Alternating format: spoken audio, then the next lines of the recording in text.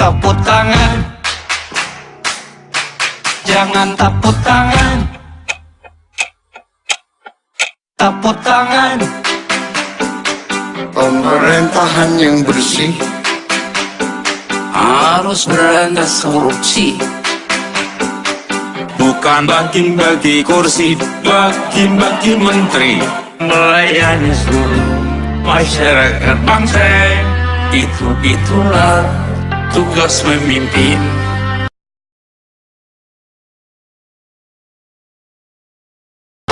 harus bisa Bertanggung jawab pada rakyat. Bukan hanya bicara, tapi kerja keras, memperbaiki Indonesia. karena kita adalah pelayan rakyat.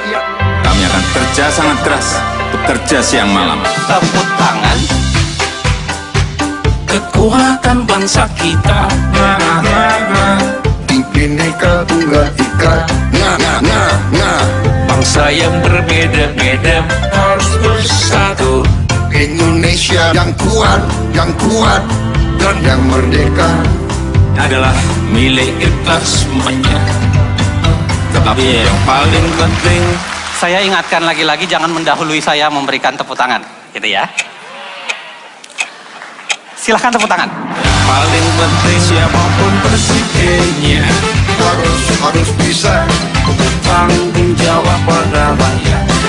Bukan hanya bicara, tapi Kerja keras, memperbaiki Indonesia. semua untuk rakyat Indonesia.